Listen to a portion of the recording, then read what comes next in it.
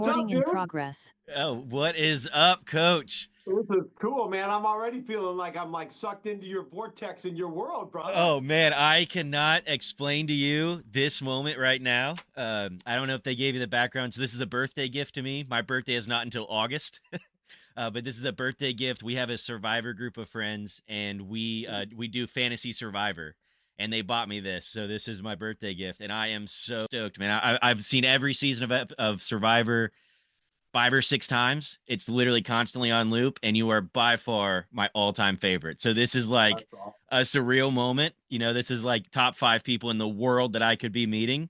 That I am giddy as all get out right now, Coach. I love it, man. I love it, dude. Welcome to the Dragon Slayer tribe. Tell your friends good job because we posted it and friggin' week and a half later it was sold out and it's been awesome. It's been great to be able to meet people. I'm very reclusive and when this opportunity came and the nickname thing kind of went viral, even the cast were pissed at me. They were like, "Well, you didn't give me a nickname." Chrissy literally texted me. She was like, all right, so real quick, do you do podcasting? You got the setup there, man. I Uh, see the pop filter and everything like yeah, that. great question. I do. I stream on Twitch, so I do stream video games and trying to build that community up. And then I was doing some YouTube stuff, but I actually stopped over the winter, and then I restarted a couple of months back, which is kind of like where this was kind of going. But yeah. So I do stream on Twitch with video games, and then getting back into the YouTube and stuff like that with it. Okay, cool. What video games you play? Currently, I play Ark Survival Ascended, which is where you start with nothing and you've got to beat dinosaurs. There's dinosaurs all over the island. You got to, build and craft, and it's a survival game. I also play Marvel Rivals, which is, just superhero shooters. I play Uh-huh. Farm Sim, Spider Man, kind of everything, Okay. a little bit of everything. I don't specialize in any of them. It's more a good Okay. commentary with mediocre gameplay.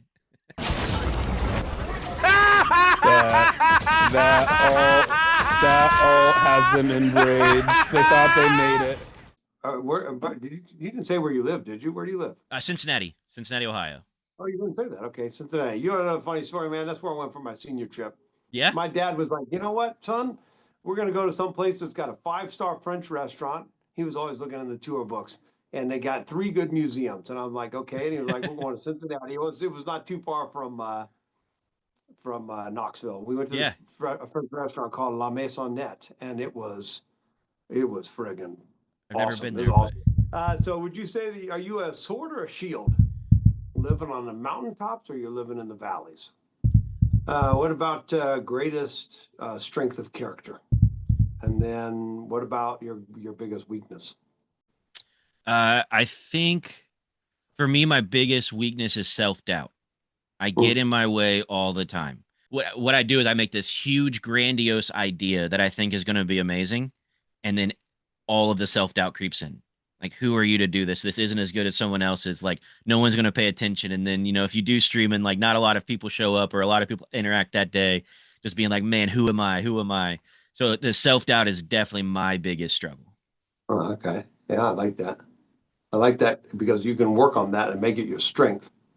That's the thing about recognizing weaknesses is that you want to put it.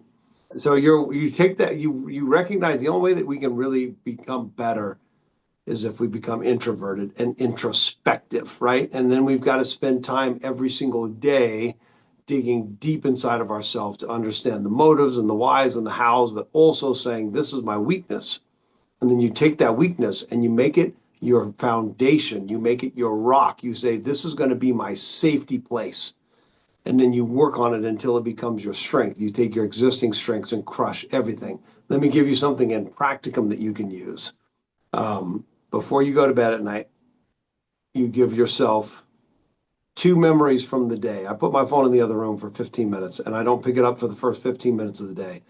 And you sit there and 2 things that happened great during the day. Okay?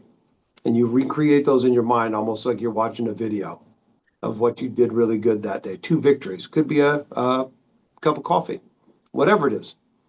And then you put 2 things out there into the universe of who you are.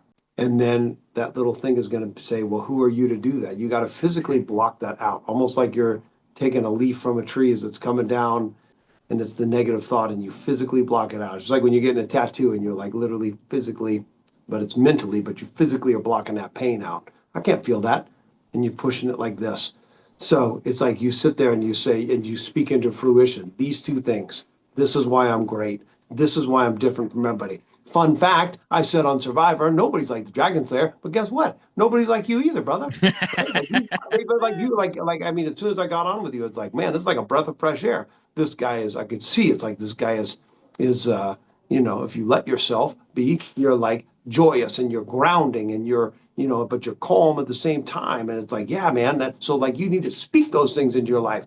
I didn't do this right today. Like all that kind of stuff, man, is like actually is like pigeonholing you into fulfilling this negative prophecy that evil wants to project on you. So try that.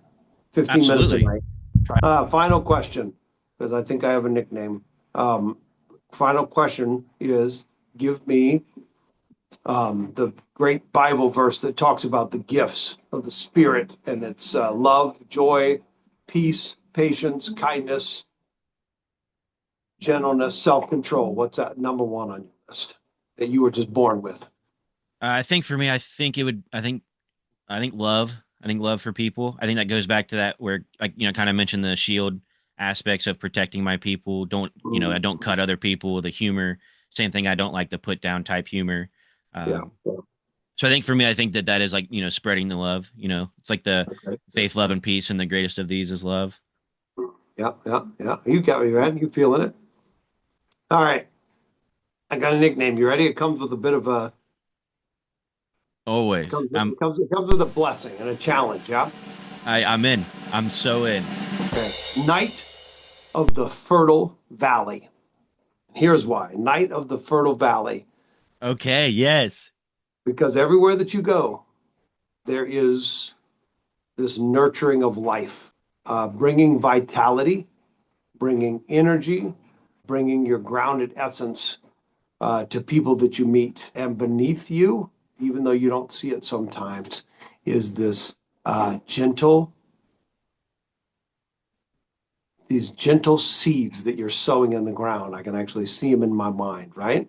And beneath all of that, however, is a fierce protector and guardian that is willing to do what it takes to keep the fields fertile. The challenge for you is to go forward into the light, like fully immerse yourself and say, this is me, this is going to be my destiny, whatever you see that as. And I will let nothing, especially myself, put shackles on me to ground me and take me away from that calling that you have on your life. I love it. I absolutely love that, Coach. I really like that. I really like that. I think that's really. I think that I'm not going to call that the nickname though. Randall's my new nickname. This is the real name. This is the real name. This is the full on Knight of the Fertile Valley. No, I like that. I really like that. And I really appreciate that.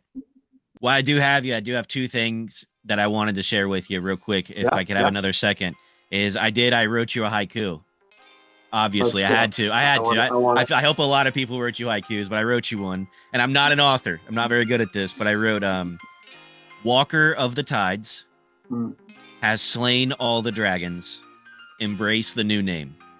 I freaking love it, dude. I love it, man. That's a good one. Let's go. And then I do have something that I wanted to bring up real quick, man, as I know that because you mentioned it on the podcast when you were with Tyson, that you do still get some hate mail and stuff like that.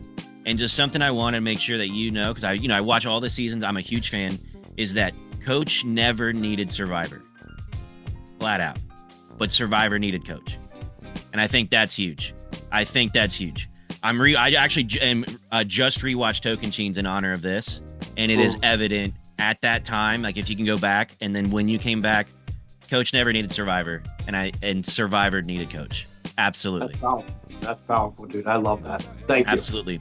For sure. And you're my favorite Survivor, and this has been an amazing experience.